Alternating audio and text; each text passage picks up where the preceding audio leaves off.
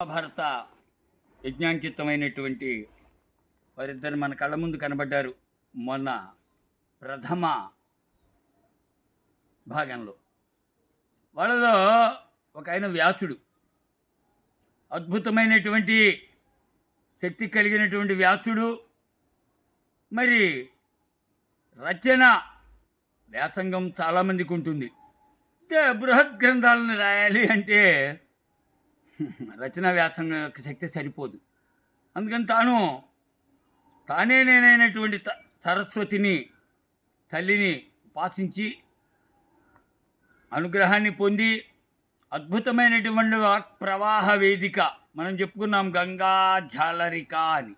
అంటే గంగానది ఏ రకంగా అయితే ఉత్తుంగై తాను ఉపశబ్దాలతో కలుపుకుంటూ ప్రవహిస్తుందో అదే తీరులో ప్రవహించేటువంటి వాక్ ప్రవాహ వేడిమి కలిగినటువంటి స్థితికి వెళ్ళి వెతికి వ్రాయచకాడిగా వినాయకుడిని ఒప్పిస్తాడు.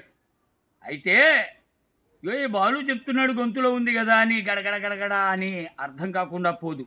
అదిగో అదే రకంగా అర్థమయ్యే రీతిలో నీకు అర్థమయ్యేటట్లు ఏదో చెప్పానంటే కాదు, ప్రతి పదం నీకు నాకు కూడా అర్థమయ్యేటట్లు రాసేటువంటి వ్రాయచకాడైనటువంటి గణపతి కోరాడు. నువ్వు చెప్పగలిగితే అలాగా ఓ వ్యాస, నీకు నేను అద్భుతమైనటువంటి వ్రాయచకాడిగా ఉంటాను. The first drafter in the world అంటారు ఎవరిని? వినాయకుడిని. సో డ్రాఫ్టింగ్ అనేటువంటి యుగం వినాయకుడితో మొదలైంది. మరి ఆది భారతం, మహాభారతం సంస్కృతంలో రాసినటువంటి పెద్ద వ్యాసుడు, ఆయనకు తోడైనటువంటి వ్రాయచగాడు వినాయకుడు. ఇక్కడికి వద్దామండి. ప్రథమ భారతావళిని కవిత్రయము అంటారు తెలుగులో రాసినటువంటి వాళ్ళని. నన్నయ్య, తిక్కన, ఎర్రన అనే ఈ ముగ్గురిని కలిపి ఏక ఉనికి కవిత్రయం అంటారు. ఆ కవిత్రయంలో ప్రధాన నిర్దేశకుడైనటువంటి నన్నయ్య రాయడానికి తోడైతే తెచ్చుకోలేదు, కానీ మనం చెప్పుకున్నాం నారాయణ భట్టుని కన్నడ వ్యాసంగంలో అనుబంధంగా ఉన్నాడు కాబట్టి ఆయన తీసుకొచ్చాడు. మరి తను జయమహాకావ్యం 100 పర్వాలు ఉన్నటువంటి జయమహాకావ్యానికి 18 పర్వాల్లోకి క్లుప్తంగా ఇగో ఈ ఘట్టాలు ఈ పర్వాల్లో రావాలి అని సూత్రీకరించాడు.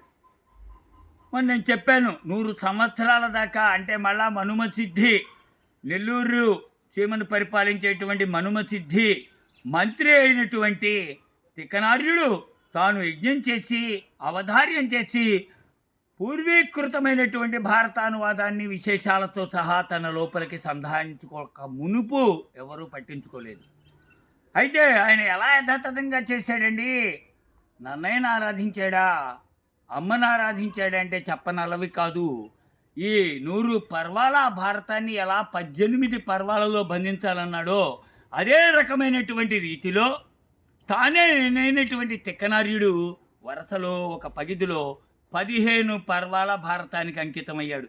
ఏకాంకితమైనటువంటి, ఎందుకని మనమే చెప్తాం, ఋగ్యజుస్సామాలలో అథర్వాలతో యజ్ఞం చేసినటువంటి సోమయాజి ఆయన చేసినటువంటి మహద్భారతాంధ్రీకరణ మహాయజ్ఞానికి తల్లి సరస్వతి పితృకార్యానుసక్తంగా నన్నయ్య కూడా తోడయ్యాడు.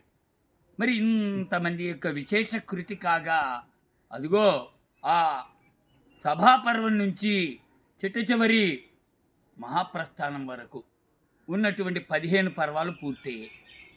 అక్కడికి ఆగింది అనుకోవడానికి లేదు. ఎందుకండి ఇది 12 నుంచి 13వ శతాబ్ది చేరిక. 11వ శతాబ్దిలో నన్నయ్యతో ఆరంభించబడితే తర్వాత వచ్చినటువంటి 12, 13 శతాబ్దులలో ఈ 15 పర్వాల ఆంధ్రీకరణ అయింది. అయితే తరువాత కాలంలో వచ్చినటువంటి తొలుత రెడ్డి రాజులైనటువంటి ప్రోలయ వేమారెడ్డి, ఎవరండి ప్రోలయ వేమారెడ్డి? మొట్టమొదట అద్దంకి సీమని ఏలి, తర్వాత కొండవీడు ఏలి తన సామ్రాజ్యాన్ని విస్తరిస్తూ రాజమహేంద్ర దాకా వెళ్ళినవాడు. మరి అద్దంకి సీమలో ఉన్నప్పుడు ఆ ప్రభువు వద్ద పనిచేసినటువంటి వాడు ఎర్రాప్రగడ.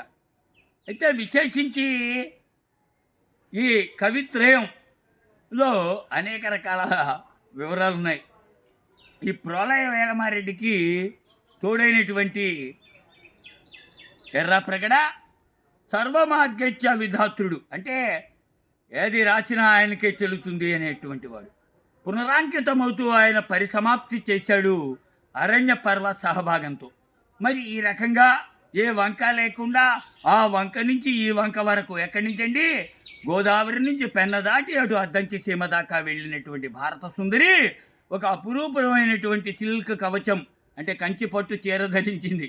మరి అలాంటి ఆ అద్భుత సుందరి గురించి చెప్పడానికి మరో పర్యాయం మనం కలుద్దాం. ఉంటాం మరి.